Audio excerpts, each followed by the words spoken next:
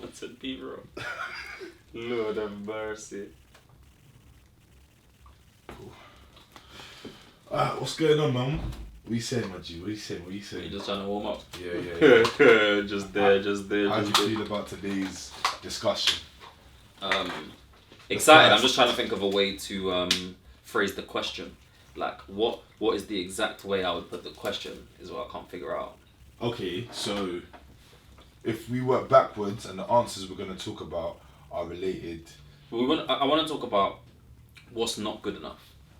Long story short. What isn't good enough? What is not good enough? Where does it go to where it's like, because obviously low budgets can make you get me, where you can't have everything, but where is the line? Okay. Where is the line? What is a piece of work that's perhaps not your favourite but you can work with versus one where you have to say, nah, with that quality. So it's almost a question of how low would you work for? What is the price? Or how low would you work for, or is it a question of does talent influence the pricing, your pricing? Not from a price angle. I'm just talking. So that's what I mean. At the very root of it, where is not good enough? Where it's not about you can't pay me P's to do it, because obviously when I'm dealing with marketing, there's a certain level where it's like this is not subjective. It's not good enough, and you're not going to get results marketing. And like for you, there has to be a level somewhere where it's like, listen, don't matter what we come up with, the music is not good enough. So it's almost like, what's the entry level to work with you? But just the entry level, what's acceptable? Because up to that point, if you're before that point, the correct advice then would be go work on the music still. And it's like trying to come up with where is that point where it's like, no, you should still just work on the product. Like, when is the product finally got that minimum viable quality that it's like they can come to somebody like you? Because I assume not everybody can just, you get me? There are a lot of artists where if they played you the track, you'd be like, no, we can't run that. And luckily, they don't tend to be the people that come through willing to pay the money and do it properly. But like, they can. And I think I see that a lot with the marketing stuff. The people who are always ready to go, unfortunately, tend to be the guys that should be concentrating on still the base product. So it's almost a thing where like, it's quality control. I think what we're talking about is quality control. Yeah. And where are the lines for your quality control? Where are the lines for your quality control? And then that then bears the question is, then there's a question like, you know, should there be such a, you know, intent when it comes to quality control when it's unrelated to, how can I put it? Unrelated to. What I'm saying is, I'm not basically explaining what I want to say, but I think simply, if a client comes to you or to me, for me for videos, for you for maybe marketing, and you know they're not the best, but they have the desire. That's what I'm talking about. They have the desire and the passion and the need and the want to work with us. You know, for whatever reason it may be. How do you deal with a client like that? I feel like that's the question that it then, you know. I mean, in terms of like dealing with it, because basically what brought it up for me is since I've started the networking group, obviously I'm hearing a lot more music, and I've started going live on Insta and stuff, and so I'm hearing a lot more. Explain to those that don't know about your networking group, because it's the first time a lot of people are going to see your face, and it's the first time a lot of people are going to see my face, and you know, I know we're jumping straight into it, but as we go along, let's just let them know a few gems about what we do and who we are.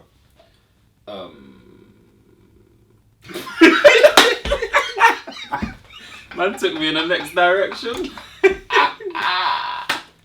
Man don't really have them answers ready. And I'm just thinking, I'm just hot about the subject. I'm just hot about these.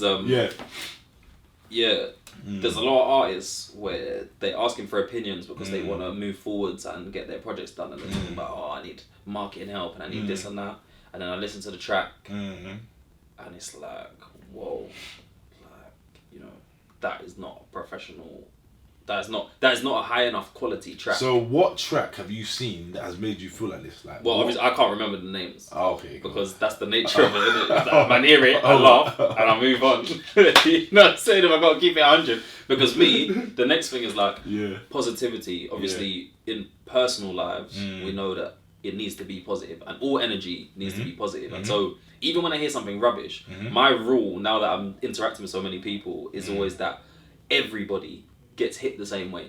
I'm gonna pick out the best part of what you did, what I saw that was the most enjoyable, and I pick out this is what you could do better, no matter what. But I wouldn't say that's I wouldn't say that's positive. That's more productive and constructive. Constructive is the word rather than positive. Yeah, but just trying to, I say positive, I guess, because I'm trying to make sure that they don't, like, it is always my opinion. It is subject stuff. That's what you're saying. And so I like to keep it positive in my own vibe and not be like, yo, that is dead. But it's like, right, looking at this as it, I try and imagine that I'm on a team on my own and this is the product I've been given. We can't go back. We can't do nothing else with it. How are you going to make this work? That's how I try and look at it. But then there are some, and often you can find an answer. Okay, cool, I like the way you delivered this, but I didn't like the quality of the recording. Okay. So cool, constructive to go forward is maybe concentrate on the recording process so that you can get it mixed and mastered or use a better studio, whatever it is. All right, so cool. Continue. Yeah, but there are some times where it comes in and it's just like all of it needs to be gone back to, and it's like, hold on here. There's no point us doing more work. Yeah, there's no point us marketing what you've got. Like switch lanes or like. I don't like to, because artists are artists. You get me? I'm not an artist. I can't do it, so I don't like to go too deep into it. All I can say at that time is this ain't it. Do you know artists that have been the same level that they were when you first met them, and are still in that place where, you know, quite frankly, are not doing it at all? Like, musically, they're just not doing it. Do you know artists like that? Have you met? Can you think of anyone in your mind?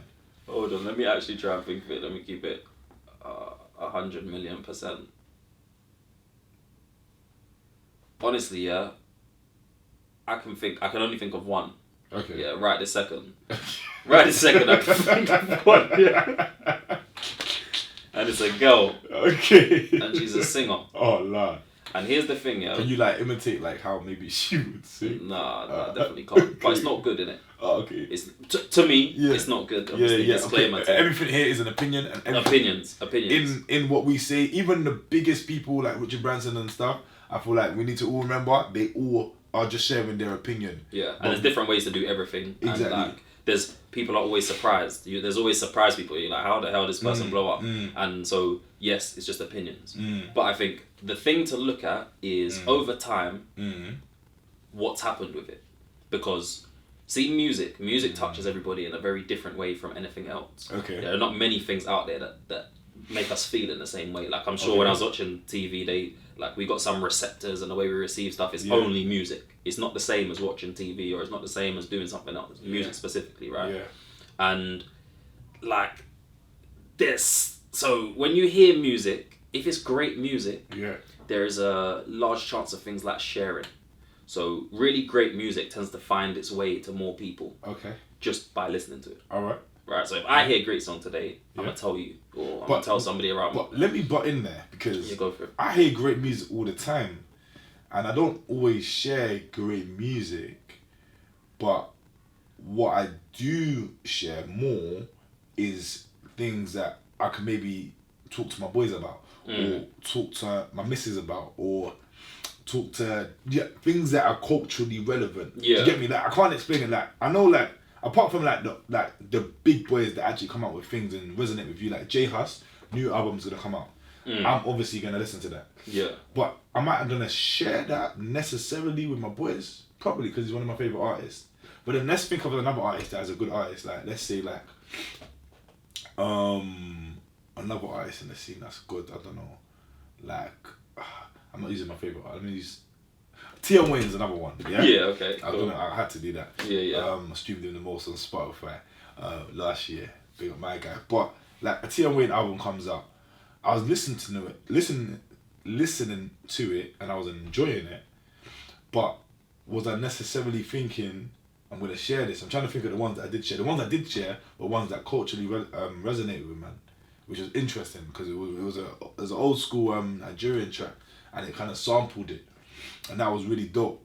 And as a result, I shared it with those that I knew would clock what was done. Do you get me? So the other tracks that were good, yeah, they were good. I listened to myself, but I didn't share them. So I just wanted to make that comment,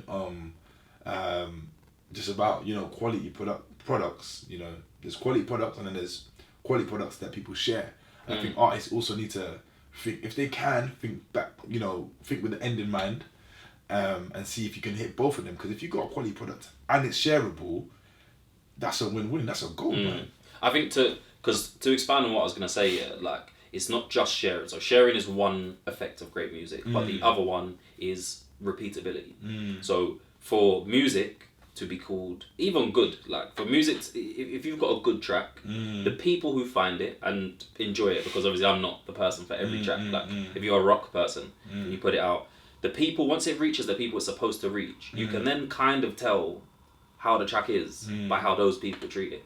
So you take a Tion Wayne, maybe you don't share all of his stuff, but the Spotify numbers speak for themselves. Like you'll repeatedly listen to it, and the tracks that you hear that you resonate with, the ones that you would be most likely to share, you're gonna deep it again. If they even, because it's not always just about, okay, maybe the composition's not there, but this person has got such deep content that, like you say, that's why you shared it or whatever. But still, it's reached the target and it does what it does for that target.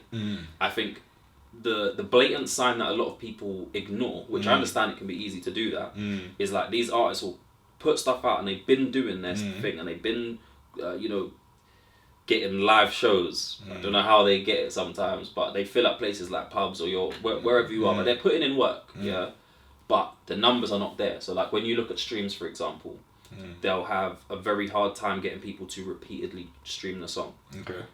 Nobody's sharing it, and nobody who's heard it is repeatedly streaming it. These are bad signs. You get me? Because when it's reaching the people that it's supposed to reach, they should want to hold on to it. 100%. And that's what you're looking for. And I think so sometimes when you look at the numbers and they haven't moved for a long time, even though you've been doing everything that you feel like you're supposed to have been doing, sometimes that's the early sign of like, maybe we've got to look at this again. Sick. Dope. I feel like that's a good point for us to kind of introduce ourselves and our backgrounds, where we're coming from, why you might want to listen to us, why you might not actually want to listen to us, and yeah, just a little bit about us, so you can know more. Carol, do you want to go first or should I start? You can go first. No problem. My name is Etim, and I am a visual creator. I created a company called Exkluse Media with Carol here about 10 years ago. As the years progressed, Carol went into different fields, and I continued my passion, which is creating world-changing media and creating people's perfect visuals. Is that enough of a... I'm sure you'll expand. We'll expand as, you know, as more of the talks, because this is going to be regular as well, guys. So we do want you to participate and, you know, put the energy in. If you do have something positive to share, we're all about positivity, and do share it because it will encourage us to keep on going and doing our thing. But Mr. K. And I'm Cairo. Like Etim said, we started together in this. What would you call it? Would you call it videos? At the time we started, I guess it was a small media production company. That was the vision at the time. Production. Okay, production like company. visual production. You know? About 10 years ago, obviously life goes all over the place. And then I've since learned marketing and business. And so now I'm just trying to come back and create a community in the music world where we can use the marketing to help artists, basically. I'd say that's the best way for me to put it, or music marketer for sure. But and we're just trying to learn more and share it with people as we go, basically.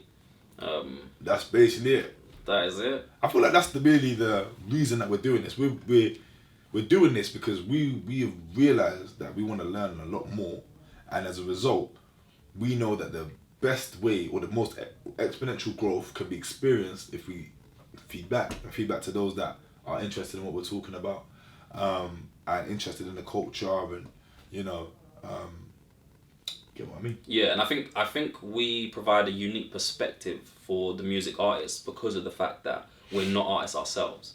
And sometimes that step back means that the problem with or the problem that can come from going to advice from somebody else who's doing the exact same thing is that something might work, a nuance might work for that person that doesn't just generally work. Whereas when you come one step out of that, so like me as a marketer, I'm looking at lots of artists. You as a video director, you're doing videos for lots of different artists. You can see, okay, these are the things that work across all of them, and these are the elements that you can do it, but you're gonna get lucky. And I think that's probably the biggest perspective that we have to offer. So like, I run a networking group that I've recently started for music artists, and so it's like being that one step removed helps me see things in a way that the rest of them in the group don't necessarily see it. Of course. But yeah, I think that's probably the biggest thing that we have to offer is just the insight into so many conversations with so many different artists doing things different ways. Yeah, like for me personally, obviously through my years I've worked with so many different types of artists, from the A-list to the B-list to just upcoming artists. I can name a few. You can just go on my Instagram. This is a plug, and check out who I've worked with. In addition, what else? I've brought quite a few young people as well into my environment, because I have a passion to propel the tomorrow, and if these guys are the tomorrow, then that's my passion. Because at the end of the day, if you invest in your scene, in your craft, in your industry, the industry will invest in you. That's how I see it. So if I can give someone a knowledge that I know that most people don't, then eventually chat, everyone's gonna know. And then our industry becomes better and increases the quality. And I'm very much about quality control. Yeah, that's another element in regards to... That's probably good to think about, yeah, like the mission that you're... I like to do my thing. Yeah, that you're trying to bring to people.